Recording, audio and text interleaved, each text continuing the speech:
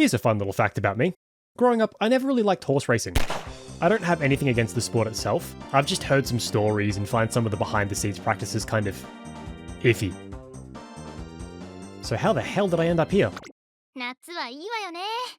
日が長いからいっぱいトレーニングできるんだもの。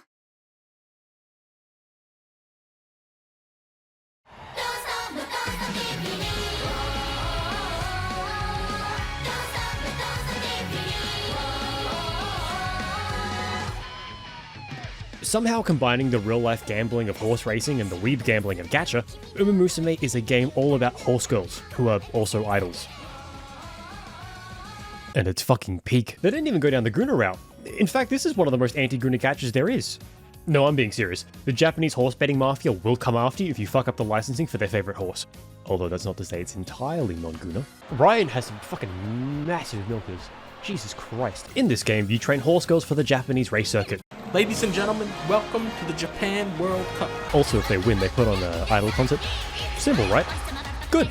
Now read this 140-page Google Doc. Wait. Just quickly before we go on, I'm going to do the usual anti-gambling PSA section thingy. Let me just... Here we go. Don't gamble.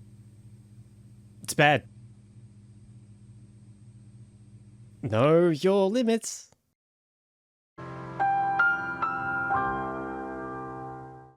Umamusume can be broken into two main gameplay modes, training and racing. There are also VN elements, but I don't think the West has come around to calling reading gameplay yet.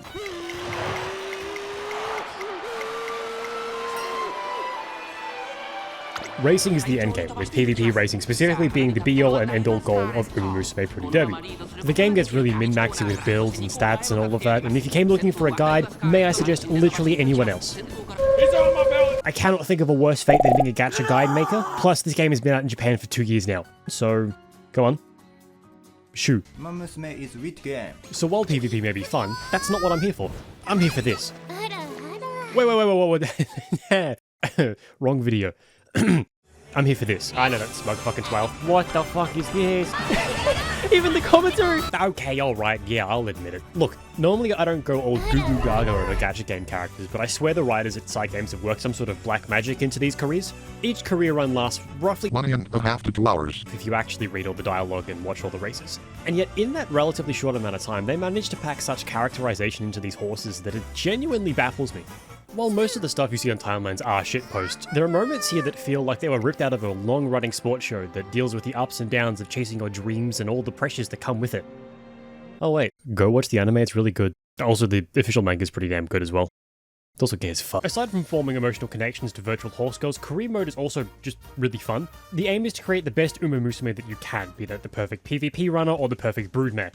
Every turn you get to choose which stat to train, with the failure rate being based off of your remaining energy. Speed is speed, stamina is stamina, power is your ability to break out of packs and pass other Umamusume, guts is like a secondary stamina where your Uma is in close proximity to a couple of other runners, and wit is how likely your Uma is to proc their abilities. There is a range of abilities that can be used during races by your Umamusume, with effects varying from restoring endurance, debuffing opponents, increasing positioning ability, to simply making your Uma run faster. All Umamusume also have a unique ultimate ability, which are similar to other abilities in practice, but they all start with it in each career, and it's free of charge, and there's a cool animation. The American one whips out a gun. Now you might be wondering, what's so fun about repeatedly attempting eugenics on the horse girl population? to which I would respond, roguelite.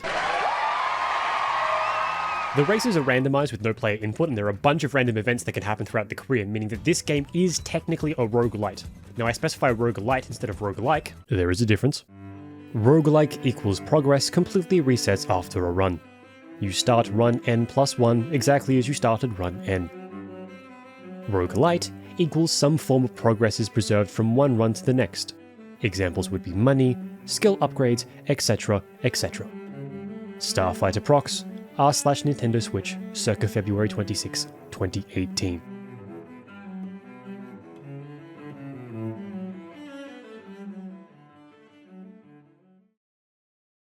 Because career runs rely heavily on your support deck. Your support deck is made up of your support cards, which are effectively this game's weapon system. These cards will give your run a number of different buffs to training, effectiveness, friendship rate, and all that sort of stuff. It will also enable a bunch of random events with the possibility for even more buffs, as well as giving you the chance for different abilities. Your support cards can be leveled up all at once in a menu, but you can also grind them out over subsequent runs, increasing their cards' effectiveness. There is a meta to all this, hence roguelite. At the end of the career, your Uma gets randomly assigned a set of sparks. These are their legacies, their traits that they will pass on to the future generations of Umamusume. Which is to say their stat bonuses. Yeah, career is actually just a never-ending cycle of creating an Umamusume with stats to pass on to the next Umamusume in hopes that they'll achieve even better stats that they can pass on to the next Umamusume.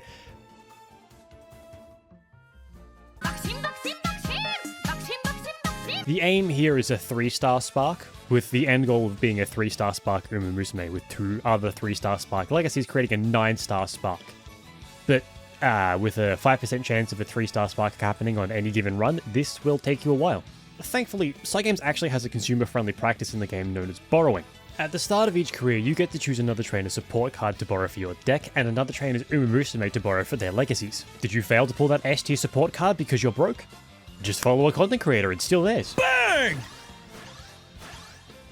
Don't have time to farm a 9-star legacy? Just steal someone else's. And that's Umamusume. 私の頂点への道のりは常にこの勝負服と共にある。かけがえのないものだ。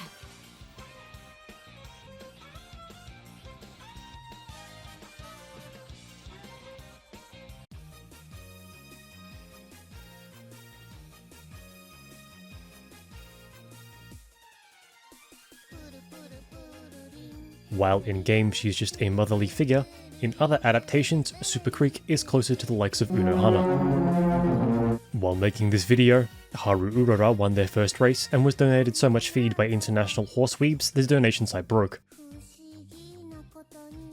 Maruzensky is a top-tier hag. Cinderella Grey is like if Blue Lock was good.